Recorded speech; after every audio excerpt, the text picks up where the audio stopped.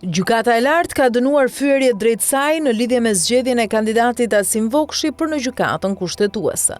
Vokshi u shpall fitues si renditur i parë në pikëzimin e KED-s, duke lënë jashtë kandidaten Aureda Llagami, që mori 8 vota pro dhe 1 vot të nënt të shpallur të pavlefshme për shkak se në të kishte 2 shenja. Sipas gjykatës së lartë, sulmi verbal dhe i pabazë nuk ka të bëjë me debatin publik apo me kritikën ndaj veprimtarisë institucionale. Ai nxitet me synim diskreditimin dhe intimidimin e gjyqësorit, me pasojë uljen e vazhdueshme të besimit të qytetarëve tek institucionet e drejtësisë. Këto janë sulme që nuk i drejtohen vetëm një institucioni, ato synojnë të prekin themelet e shtetit të së drejtës, thuhet në reagimin publik.